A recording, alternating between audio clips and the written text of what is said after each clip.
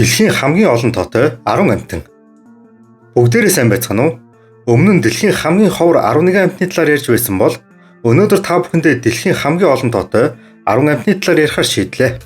Өөрөөр хэлбэл дэлхийн хамгийн олон тоотой төрөл зүйл популяцийн талаар ярина гэсэн үг. Тэгвэл бүх амьтад дотроос ямар төрөл зүйлийн амьтан хамгийн олоолаа байдаг вэ? Магадгүй дэлхий дээрх амьтдын тоо толгойг яг тодорхой хэлэх жагсаах боломжгүй боловч судлаачдын тооцоосноор бүх амьтад дотроос хамгийн өндөр популяцтай буюу дэлхийн хамгийн олон тоотой 10 амьтны талаар мэдж авцгаая. Хэрвээ та манай цугийг дэмждэг бол доор харагдах дансанд хандив өгөх боломжтой. Нэмж хэлэхэд манай цугийг байнга үздэг хүмүүсийн 85% орчим хувь нь subscribe дарахгүй үздэг юм байна лээ. Эдгээр хүмүүс тандж хэлэхэд бүгдээрээ илүү олоолаа болохын тулд subscribe-а дараарай. Мөн манай цуг 80,000 болсон учраас subscribe дарсан бүх хүмүүстээ чин сэтгэлээсээ баярлалаа. Жагсаалтын 10 дугаар байранд хөхтөн амьтдын ангид хамаарах хүн төрөлхтөн орлоо. Дэлхий дээрх хамгийн олон тоотой хөхтөн амьтдын нэг бол хүн төрөлхтөн юм. Хүн төрөлхтний түүх бидний эртний өвөг болох Африкийн мичнүүдээс буюу 7 сая жилийн тэртээрээс эхэллээ. Харин орчин үеийн хүмүүс 300 мянган жилийн өмнө үүсэж дэлхий даяар тархсан гэж үздэг. Одоогийн байдлаар эдгээр амьтад дэлхий дээр бүхий л газар нутагт маш өргөн тархан суурьшсан бөгөөд өндөр хөгжсөн оюун ухаан, технологийн дэвшил, маш нарийн төвөгтэй сэтгэл хөдлөл, зан үйл зэргээрээ бусад амьтдаас илүү онцлог байдаг. Энэ жагсаалтанд орсон бусад бүх амьтдыг бодвол хүн төрөлхтний тоо толгой илүү тодорхой, илүү наривчлалтай бүртгэгдсэн гэхэд болно. Өнөөдөр дэлхий дээр 8 тэрбум 200 сая гаруй хүн амьдарч байгаагаас энэ нэтгэг улсад 1 тэрбум 468 сая, Хятад улсад 1 тэрбум 415 сая, харин Америкийн нэгдсэн улсад 347 сая хүн амьдардаг гэсэн тооцоолол бий. Энэ 3 улс бол дэлхий дээрх хамгийн их хүн амтай 3 улс юм а. 9-р байранд шувууны ангид хамаарах улаан хошууд Коэла орлоо. Манай гариг дээр албан ёсоор бүртгэгдсэн 10,000 гаруй зүйлийн шууд байдгаас нэгэн зэрлэг шувууны тоо толгой бусдаасаа ил давмгаалдаг. Энэ шувуу бол улаан хошууд Коэла бөгөөд түүнийг өөрөөр улаан хошууд нэхэмлчин, улаан хошууд Диок гэх мэтээр нэрлэдэг. Эдгээр амьтад маш олон тоогоор сүргэлж, Сахарын цөлөөс урд зүгт орших Африк твийн өргөн удам нутгийг эзлэн улирлын чанартай нүүдэлэн амьдардаг. Улаан хошууд Коэла ойролцоогоор 12 см урттай, 15-аас 26 грамм жинтэй байдаг. Улаан хошууд Коэланы голчлон нэг наст өвсний үрээр хоолдог төдийгүй үр тарианы ургацад ихээхэн хохирол учруулдаг. Тийм учраас түүнийг нутгийн иргэд тэр тусмаа тариаланчид Африкийн өдтэй зарцаа гэж нэрлэх тохиолдол их байдаг. Тариаланчид эдгээр шуудын тоо толгойг багасгах, ургацаа хамгаалж үлдэхийн тулд шөнийн цагаар шувуу устгах, хорт бодис цацах, тэсрэг бөмбөг дэлбэлэх зэрэг аргууд хэрэгэлдэг боловч эдгээр арга нь нийт популяцийн тоо толгойг бууруулахад төдийлөн үр дүнтэй байж чаддаггүй. Улаан хошууд Коэла хоолт хижээл дуусах үед саяхан хурд тундас орсон өвсний үр элбэг дэлбэг газрууд руу нүүдлэх бөгөөд ингэснээр тэд хоол хүнсний их үүсвэрээ маш үр ашигтайгаар ашигладаг. Дэлхий дээрх хамгийн олон тоотой зэрлэг шувуу хэмээн тооцогддог энэ шувууны үржлийн дараах нийт популяцийн тоо толгой хамгийн багадаа 1.5 тэрбум гаруй гэж үздэг. Гэвч зарим судлаачид 10 тэрбум хүрэх боломжтой гэж тооцоолжээ. Олон улсын байгаль хамгаалах холбооны улаан дансны ангиллын шалгуураар улаан хошууд Коэлагийн хамгаалтын зэрэглэлийг хамгийн бага санаа зовох амьтан хэмээн үнэлжээ. Энэ бол эдгээр амьтдын тоо толгой ямар доктортой болохыг харуулж байна. Жагсаалтын 8 дугаар байранд хөхтөн амьтдын ангид хамаарах хулган орлоо. Дэлхий дээрх хүмүүсийн тоотой өрсөлдөхүйц цөөн хідэн хөхтөн амьтан байдгийн нэг нь хулган юм. Хулганы тархалт нь хүний популяцийн өсөлттэй салшгүй холбоотой. Эдгээр мэрэгчд нь хүний үйл ажиллагааны үр дүнд хоол хүнс, орон байраа болдог. Хамгийн алдартай хулганы төрөл зүйл бол гэрийн хулган юм. Гэвч хөдөө орон нутагт хээрийн хулгануудын зарим төрөл зүйл түгээмэл ажиглагддаг боловч тэд ч гэсэн хоол хүнс, орон байрны төлөө айл өрх, орон сууцанд их халддаг. Хулганыг гэршүүлж тэжээвэр амьтан болгохоос гадна лабораторид биолог, анагаах ухааны салбарт хамгийн чухал загвар организм болгон ашигладаг. Өнөөдрийн байдлаар хулган бол хамгийн өргөн хэрэглэгддэг генийн хувьсал оруулсан лабораторийн хөхтөн амьт юм а. Эдгээр амьтад үржилт орсны дараа ойролцоогоор 19-с 21 хоногийн дараа 3-аас 14 зулцэг буюу дунджаар 6-аас 8 гөлчгийг төрүүлдэг. Нэг эмэгчин жилд 5-аас 10 удаа үржилт орох боломжтой учраас хулганы тоо толгой маш хурдан нэмэгддэг. Гэрийн хулганы үржил нь жилийн турш явагддаг боловч бусад зэрлэг хулганы төрөл зүйл хүүтний улиралд үржигдгүй ажээ. Жагсаалтанд байгаа ихэнх амьтдын нэгэн адил хулганы тоо толгой яг тодорхой биш боловч судлаачид манай гариг дээр ойролцоогоор 20-25 тэрбум хулган амьдардаг гэж тооцоолжээ. 7 дугаар байранд шувууны ангид хамаарах дахиад орлоо. Дахиад анх 8000 жилийн өмнө буюу манай эртний өмнөх 6000 оны үед Зөв Өмнөд Азиас гаралтай улаан ширэнгийн хон шуудыг гаршуулах замаар гаргаж авсан гэж үздэг. Дахиад ихэвчлэн мах, өндөг, хүнсний зориулалтаар харин цөөн хөдийг нь гэрийн тэжээвэр амтан эсвэл дахиад зодоонд ашиглах зорилгоор тэжээдэг. Хүн төрлөختөн жилд 50 орчим тэрбум дахиад хүнсний зориулалтаар хэрэглэж, харин өндөглөгч дахиад нэг жилд 300 гаруй өндөг гаргадаг ажээ. 2022 онд хийсэн судалгаанаас харахад дэлхий дээр 26.6 тэрбум дахиад тогтмол байдаг хэмээн тооцоолжээ. Харин 2025 оны байдлаар дахианы тоо толгой 33 тэрбум хүртэл өссөн гэж үздэг. Өөрөөр хэлбэл дахианы тоо толгой 1 жил дунджаар 1-2 тэрбумаар нэмэгддэг ажээ. Жагсаалтын 6 дугаар байранд хөхтөн амьтны ангид хамаарах сарсан багийнхаа орлоо. Манай гаригийн хамгийн олон тоотой хөхтөн амьтан бол сарсан багийнхаа юм. Мөн цорын ганц нисдэг хөхтөн амьтан гэдгээр алдартай бөгөөд сарсан багийнхаа ихэнх шуудаас илүү хурдан нисдэг гэдгээр онцлогтой.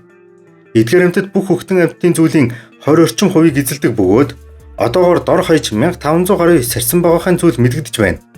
Энэ дотроос шаргал жимсний сарсан багийнхаа, паласын урт хэлт сарсан багийнхаа гэсэн хоёр зүйлийн популяцийн тоо толгой нийлбэрэл гэхэд 2 тэрбумыг давдаг. Энэ их тоо хэмжээ тэдний дасан зохицох чадвар, хүрээлэн буй орчны тэнцвэрийг хадгалахад маш чухал үүрэгтэй гэдгийг нь гэрчилж байгаа юм.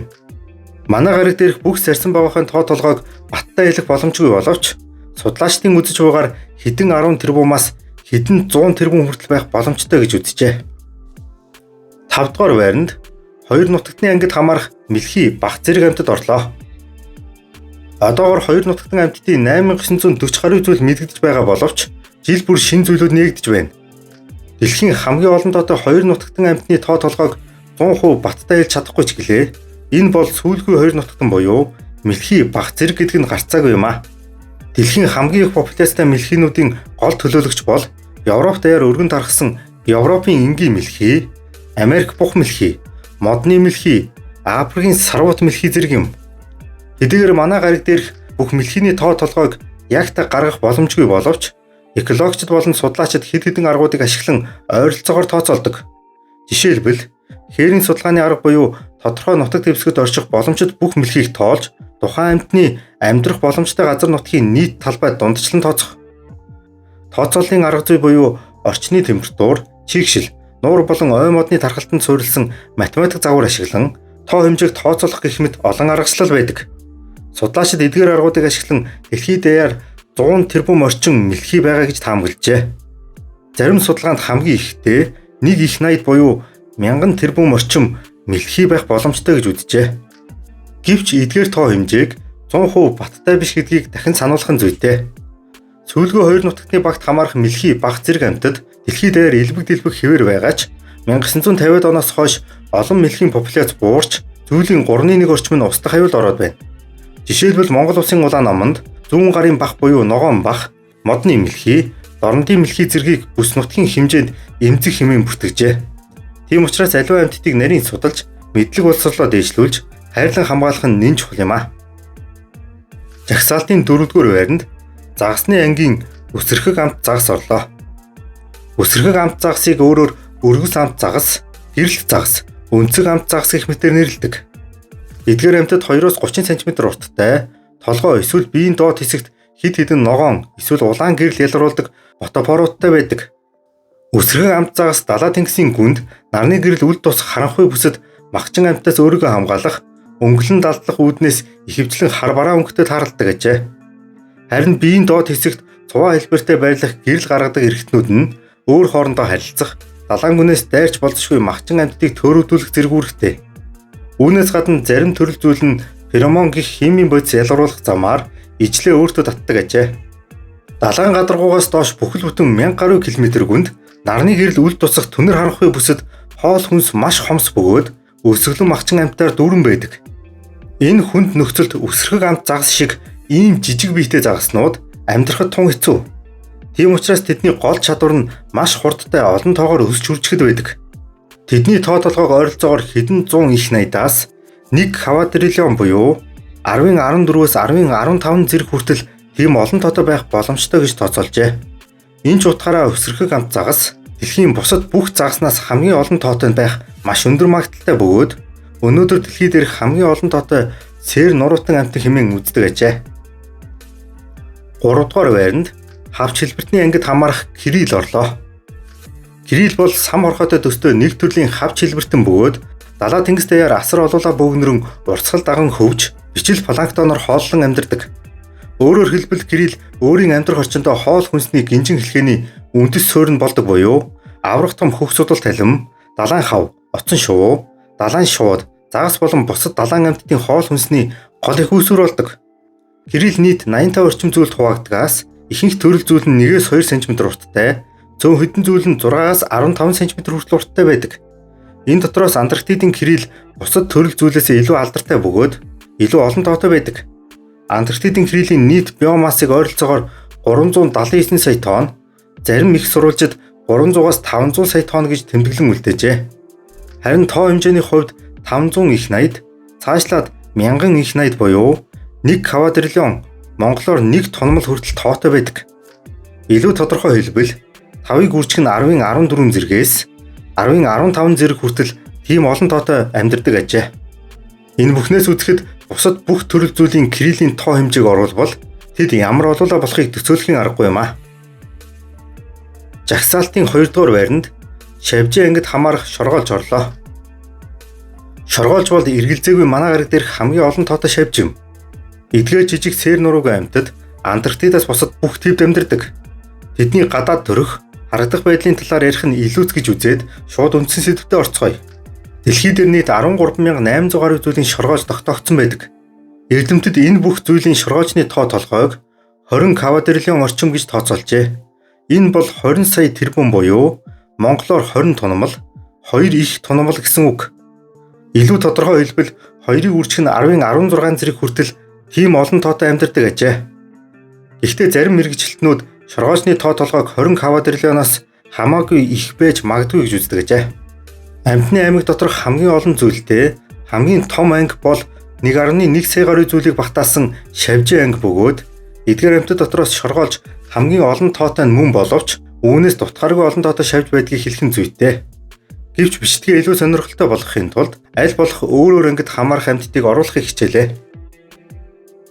Жагсаалтын 1-р байр буюу дэлхийн хамгийн олон тоотой амьтан бол хавч хэлбэртний ангид хамаарах Копипод юм. Копипод бараг бүх цэнгэг устай болон давстай устай орчинд амьдардаг өчүүхэн жижиг хавч хэлбэртний юм. Эдгээр амьтад ихэвчлэн 1-2 мм урттай боловч Арктикийн Копипод 1 см хүртэл томордог ажээ. Копиподууд ихэвчлэн зоопланктоны нэг хэсэг болж бактери, фитопланктон буюу бичил замгаар хооллож хэдэн тэрбумаар хөвж явдаг. Хэдийгээр тэдний олон зүйл нь чөлөөтэй сэлдэг зоопланктон боловч дутхааргүй олон зүйл нь шимэгч буюу паразит амьдралтай байдаг. Харин копиподууд өөрсдөө жижиг загснаас эхлээд аврах том халим хүртэл олон төрөл зүйлийн усны амьтдын чухал олз, хоол тэжээлийн их үүсвэр болдог. Манай гариг дээр нийт 13000 гаруй зүйлд хуваагдах копипод тодорхойлогджээ. Харин тэдний тоо толгой яг тодорхой биш боловч өнөөдөр манай гариг дээр 1,347 секстиллион, монголоор 1347 сая их найд буюу 1347 их ингүүмэл, өөрөөр 1347 ялгаруулагч, илүү тодорхой хэлбэл 1347-г үржих нь 10-ын 18 зэрэг хүртэл тийм олон тооны копипод байгаа гэсэн тооцоолол бий. Энэ бүхнээс үзэхэд дэлхий дээрх хамгийн өндөр популяцтай амьтан бол копипод юм а. Ингээд та бүхэндээ дэлхийн хамгийн олон тоотой 10 амьтны талаар хүргэлээ. Эдгээр амьтдын тоо толгойг шинжлэх ухааны судалгаанд үндэслэн тооцоолсон бөгөөд амьтдын төрөл зүйл, тархалт, нөхцөл байдлаас хамаарч өөрчлөгдөж болно. Хэдийгээр энэ жагсаалтанд ороогүй боловч эднээс дутхааргүй олон тоотой, магадгүй жагсаалтын дээгүүр бичигдхүйц олон төрөл зүйлийн амьтад бий. Жишээлбэл ялаа, шумуул, цох, зарцаа, үт, хорхоо зэргийг дурдах нь зүйтэй. Хэрвээ энэ бүх амьтныг оруулсан бол энэ жагсаалт зөвхөн шавж хорхоо зэргээр дүүрэх байсан. Тийм учраас бичлэгээ илүү сонирхолтой болгохын тулд зөвхөн тоо толгооноос гадна нийт биомасс тулгуурлан аль болох өөр ангид хамаарх амьтдыг оруулахыг хичээлээ. Нийт үзэгчид тэр тусмаа subscribe дарсан бүх хүмүүстээ чин сэтгэлээсээ баярлалаа. Их болсон байгаль дэлхий ховорцсон ховордоогүй бүхэл амьтан ургамлаа хайрлан хамгаалъя.